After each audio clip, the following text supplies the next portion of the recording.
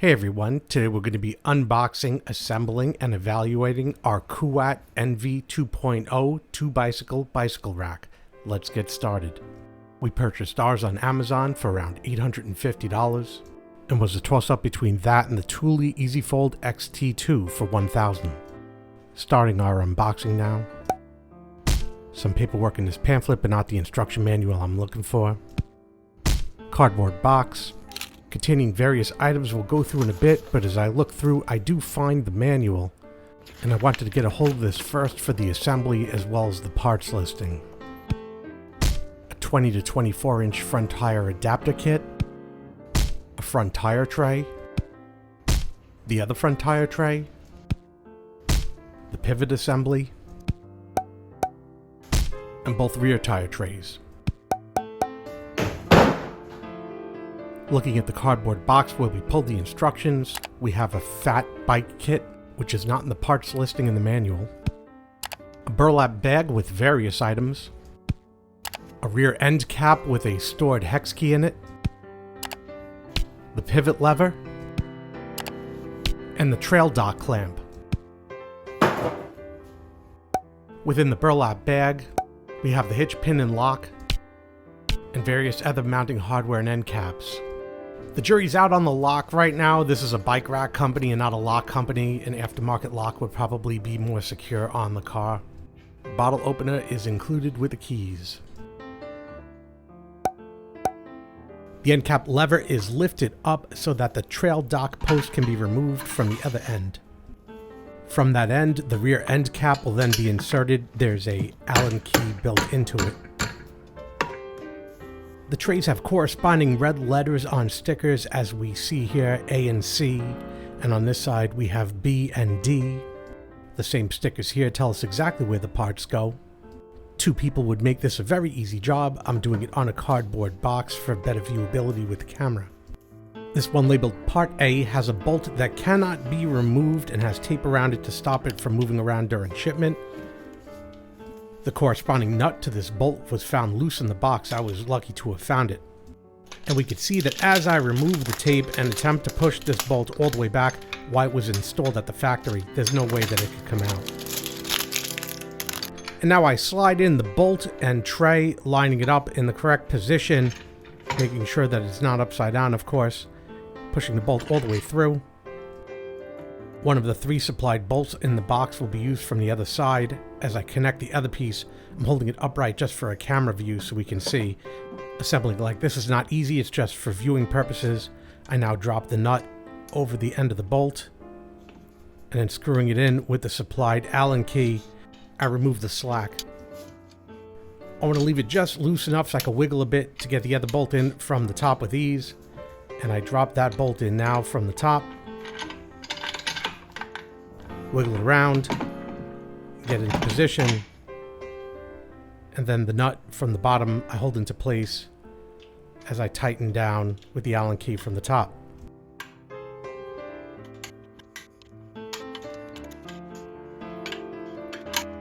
At this point, both of the bolts could be snugged down.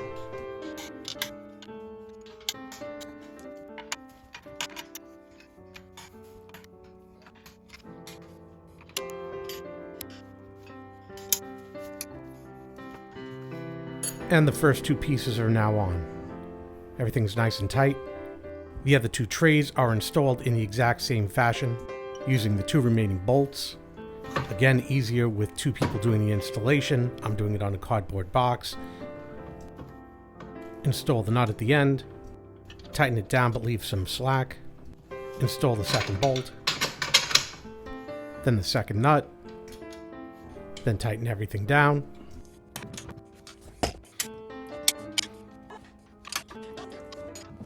And the trays are done.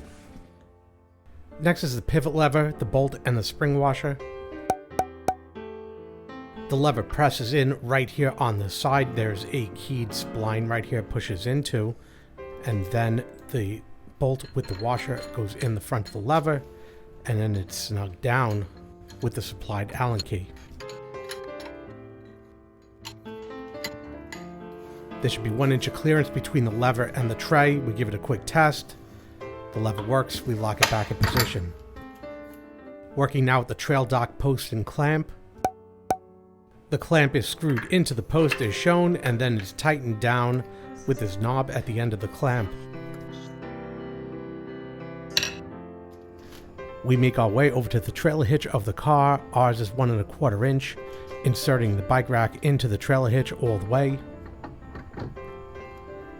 And we'll be using their provided lock for testing, unlocking it first so that we can remove this bar. With the holes lined up, we insert the bar through and then secure it on the other side, removing our key. It's now locked and secured in place. And while I feel this lock is safe enough to secure the bike rack in place, I do believe somebody trying to break into this can remove it in a couple of seconds by cutting it or picking the lock. We'll notice the whole rack wobbles as installed, and that's just fine, because as we turn this knob, we'll see that the connection to the hitch will stiffen up as I tighten it. And now as I jar it, it doesn't move at all. Nice and tight, very secure. Now that it's mounted, I do want to quickly tighten these bolts. Just a quick opportunity to make sure everything is secure. I'll install the trail dock now. First opening the lever and inserting the pole. There's a line for the maximum height that's allowed. We're not going to have it up that high, obviously. Lowering it a bit more, it could be swung outward. Lock it into place when you don't want it to rotate. On this end, a ratchet clamps onto the frame and then screwed down to tighten it into position. We'll try this later, but for now we're going to stow it, turning it and pushing it down while the clamp is open, locking it right here, and then closing that clamp, tightening this down. We can see there's an area here that locks this so it can't rotate, and now it's secured. We'll test its function later in the video. You could decide not to install the trail dock and instead install this dust cap, which fits right in where the trail dock would, opening, inserting, and then re-locking here. However, when removing, I found it difficult to remove with my fingernails. You'll need a coin or some sort of sharp implement to get in there. There's a little ridge to get up in there, but you can't get it with your fingers. So I'm using a small screwdriver. Start it by lifting it up here, and then I could pull it out and then lock it back down, put the trail dock in or whatever. So now I pull the pivot lever to release the rack, pulling it downward till it locks in a position, and remove the last of the packaging material. I'll extend both of the tire hooks all the way outward. They were inward for storage. And then I'll unlock the tire straps. Pressing in the button allows the tire hook to be extended outward. I have found that keeping them angled slightly upward while installing the bike gives a little bit more support before you lock everything in. Not angled this high, this was just some experimentation. And this only proved to be of any benefit when loading the bikes from the side. And though not specifically mentioned in the instructions, I'll be putting the heavier bike on the inside of the two positions. So I did a quick test from the side, trying to load it by getting the front tire on the end and riding the bike onto the ramp. It proved to be difficult, so that was definitely not the way to go. Ideally it would be from the front, but I got a camera there right now. However, what I can do is try lifting from the side and see if that's also viable. If there's a scenario where you can't get at it from the front, there's already a bike on the front perhaps, and you want to remove the rear bike, can you lift it from the side? And this is a very heavy bike, about 60 pounds, and yes, it is possible. And we could see how that hook was able to give it some stability as I now press the button and extend it all the way up as close to the forks as possible, and then push it down to secure that tire.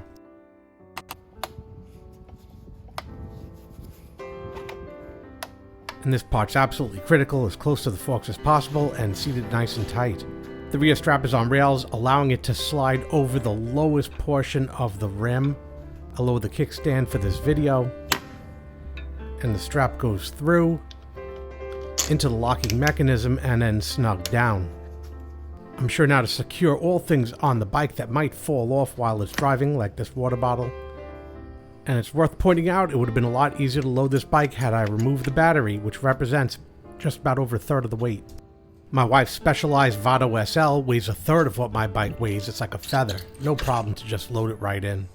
After loading it in, I raise the hook and I'm about to adjust it down on the forks when I notice that it's not aligning right. And I'm wondering why for a moment, and I see that the handlebars bumping into the seat on my bike because just happens to be that height that there's an interference there. So I ended up adjusting the height of my seat to accommodate this for now. Seems to be the quickest solution. And once I do that, we can see that the wheel fits right in, no problem at all. And everything's fine. Lock it down. Again, sliding the rear tire strap over into position, through the wheel, locking it in, and then tightening it down. And this bike is loaded. I could spin the pedals till it meets the other set and then Velcro them together if I was worried about them spinning while driving down the road.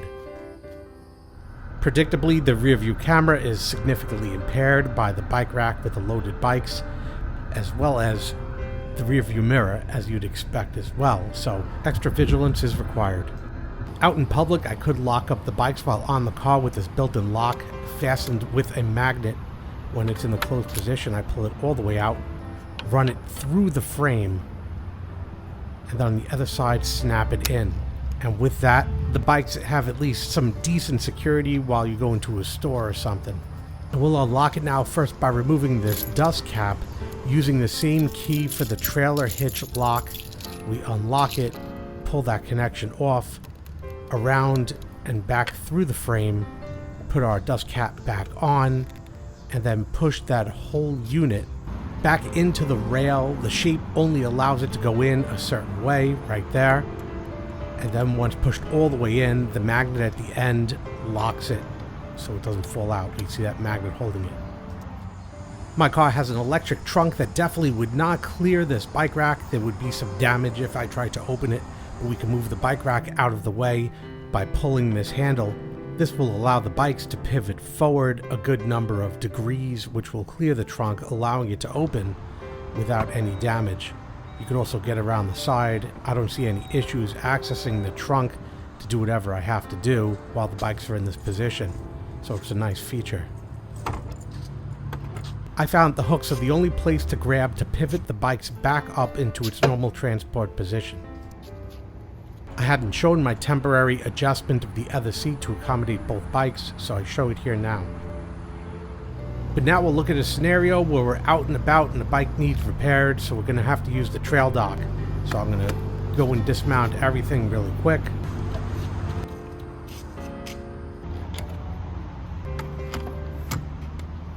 Much easier handling this bike from the front as opposed to the side. With the bikes removed, the rack is raised.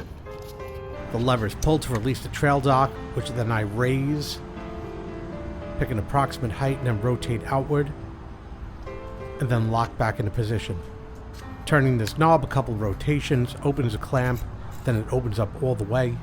The bike is lifted into position with the ideal point between the clamps, and it is then tightened down, and this will support the bike. There's nothing to hold the front tire, so it just kind of flops to the side. The position of the clamp or the trail dock bar dictates the height of the bike off the ground, but I don't know how high that trail dock bar could go because it looks like it could handle this bike, but probably not my other bike.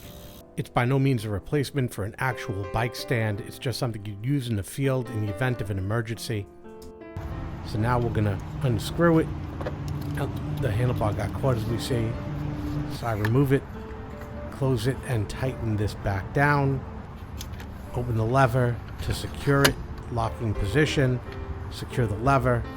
This can actually be pushed with your foot to lower it down or pulled with the hand. And we bring it back down to load the bike, and it was really easy to load from the front, as we see here, with the hook clamping back into position, followed by the rear tire straps. Then the second bike, and this gets really quick after you've done it a couple times and refined your technique.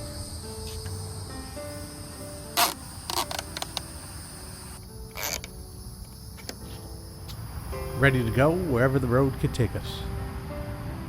And that concludes our tour of the Kuat NV2.0 bicycle trailer. I hope you found this video enjoyable, entertaining, and informative. Do me a favor, hit that like button down below, helps me out a lot when you do, and hit that subscribe button for more videos like this when they come out. When another video comes out in this series, a link will be posted in the top right corner. Again, I hope you enjoyed this video. Thanks for watching. Thanks for watching. Would you like to reply?